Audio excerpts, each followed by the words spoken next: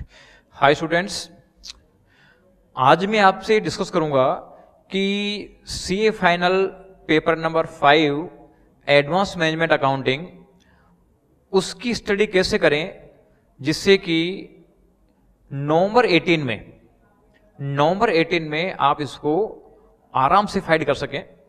तो उसमें सबसे पहले जैसा मैंने बताया था आपको कि 100% सिलेबस के बजाय अगर हम इसको पार्ट में करेंगे यानी एबीसी कैटेगरी में डिवाइड करके करेंगे तो इसका मतलब है कि हमारा पास होना ज्यादा इजी है। तो देखिए, मैं आपको ये बता रहा हूं कि कौन कौन से चैप्टर आपको फर्स्ट प्रायोरिटी में करना है, और यहां भी मेरा बेसिक पर्पज 50+ और 60 मार्क्स का अरेंजमेंट करना है। जो अवेलेबल टाइम है उस अवेलेबल टाइम का बेस्ट यूज करके आप ये मार्क्स आराम से ला सकते हैं। तो देखिए, सबसे पहले तो अपन देखते हैं कि जो इसका कॉस्ट अकाउंटिंग वाला पार्ट है, इसमें कौन कौन से चैप्टर आपको स्टडी करना है। बिल्कुल परफेक्ट मन लगा के ए कैटेगरी, यानी ए कैटेगरी मीन्स कि इनका आपको प्रैक्टिस मैनुअल से भी क्वेश्चन सोल्व करना है, स्टडी मटेरियल से भी क्वेश्चन सोल्व करना है, यानी इन क्वेश्चंस को आपको परफेक्ट करना है। तो इन चैप्टर्स जो मैं बता रहा हूं इनके क्वेश्चन अगर आप पीएम और एसएम में ढंग से कर लोगे और बाहर का कोई क्वेश्चन आ गया तो भी आप इसको करने की पोजीशन में आ जाओगे। तो देखिए, सबसे पहला तो आपका जो चैप्टर नंबर 1 है, ये बहुत इंपॉर्टेंट है। ये है development in the business environment. Development in the business environment, ये जो चैप्टर है, इस चैप्टर में अराउंड 20 से 25 मार्क्स 30 मार्क्स तक के क्वेश्चन पूछे जाते हैं। यानी ये चैप्टर आपका बिल्कुल स्ट्रांग हो जाना चाहिए। इसमें आप सफिशिएंट टाइम लगा के उसको ढंग से तैयार करें तो 20 से 30 नंबर का इसमें आता है। तो एवरेज हम 25 मार्क्स एज्यूम कर लेते हैं, 25 मार्क्स का इसमें हो जाएगा। इसके बाद में जो चैप्टर नंबर 2 है वो है decision making under cost concept and CBP analysis. ये जो चैप्टर है, इस चैप्टर में भी मिनिमम से मिनिमम आप ये मान लीजिए कि 15 मार्क्स के क्वेश्चन तो आते ही आते हैं। वायदा वे कोई ऐसा अटेम्प्ट जाता है जिसमें क्वेश्चन कम आते हैं, अदरवाइज इसमें 15 मार्क्स का तो क्वेश्चन आएगा ही आएगा।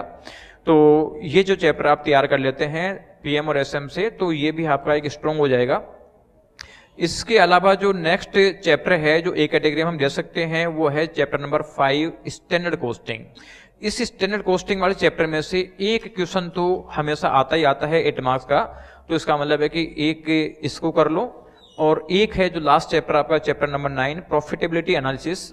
इसमें हमेशा 5 मार्क्स का क्वेश्चन तो मिनिमम आता ही आता है, ज्यादा भी आ सकता है, तो 5 मार्क्स ही। तो अब भाई मान लें कि ये जो चैप्टर मैंने आपको बताया है जिसमें चैप्टर नंबर 1, 2, 5 और 9 जो चैप्टर है, इन चैप्टर में से अराउंड 50 मार्क्स के क्वेश्चन इसमें मिल जाएंगे आराम से। 50 मार्क्स के क्वेश्चन आपको इन 4 चैप्टर से मिल जाएंगे। तो ये तो आपका कॉस्ट अकाउंटिंग के जो एक कैटेगरी के चैप्टर हैं। इसके बाद में आपका जो ये क्यूटी वाला जो पार्ट है, जिसमें एक तो चैप्टर नंबर 10 है लीनियर प्रोग्रामिंग वाला, तो ये आपका इसमें से हमेशा 8 मार्क्स का क्वेश्चन तो मिनिमम आता ही आता है। 11 नंबर चैप्टर है ट्रांसपोर्टेशन, 8 मार्क्स का इसमें से आता है। 14 नंबर चैप्टर है पर्ट में से 8 मार्क्स का आता है, और 15 है सिमुलेशन जिसमें से 8 मार्क्स का पेपर आता है। यानी ये आपका जो टोटल जो आपके 6 चैप्टर हैं, इसमें आप 4 चैप्टर कर लेते हो तो 32 मार्क्स का क्वेश्चन आप इसमें से आराम से अटेम्प्ट करने की पोजीशन में आ जाओगे। तो आपका जो ई कैटेगरी के चैप्टर मैंने बताया आपको कॉस्ट अकाउंटिंग में, वो चैप्टर नंबर 1, 2, 5 और 9 है। और जो क्यूटी वाला पार्ट है उसमें 10, 11, 14 एंड 15 है। और ये दोनों पार्ट एक कैटेगरी आप ढंग से कर लेते हो तो ये मान लीजिए कि मिनिमम 80 मार्क्स के क्वेश्चन आपका इसमें से कवर हो जाएंगे।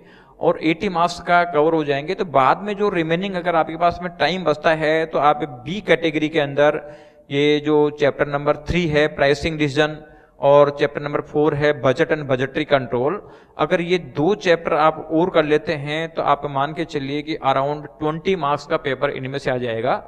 तो आप तो अगर इससे भी ज्यादा पढ़ना चाहते हैं तो आप पढ़ सकते हैं, लेकिन सबसे पहला काम आप करें कि जो मैंने एक कैटेगरी के क्वेश्चन बताए हैं जिसमें 4 चैप्टर तो है आपके कॉस्ट अकाउंटिंग में है और 4 चैप्टर हैं आपके ये क्यूटी वाले पार्ट में, तो ये 4+4 8 चैप्टर आप ढंग से कर लेते हैं तो इसका मतलब है कि 80 मार्क्स का पेपर आपको इसमें से मिल जाएगा।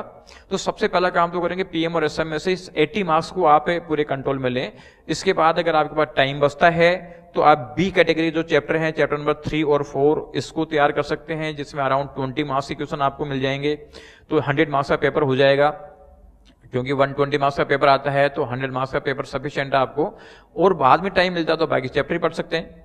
लेकिन कोशिश ये करें कि ज़्यादा चैप्टर अगर पढ़ सकते हैं तो ठीक है, नहीं पढ़ सकते हैं तो बेटर है कि रिवीजन आप 5 to 6 टाइम्स रिवीजन करें, मिनिमम 4 टाइम तो होना ही होना चाहिए। तो आप ज़्यादा पढ़ने के बजाय कम पढ़ें, लेकिन उसको स्ट्रॉन्ग तरीके से तैयार करें तो आपको ज़्यादा बेनिफिट दे सकता है। और एग्जाम के लिए कॉन्फिडेंस रखें, ऐसा नहीं कि एग्जाम बहुत टिपिकल आता है, आईसीआई का पीएम और एसएम पढ़ें, इसके अलावा बाकी दूसरी बुक्स पढ़ने की जरूरत नहीं है। तो इस सिस्टम से आप वर्किंग करोगे तो इस सब्जेक्ट को आसानी से क्लियर कर सकते हो।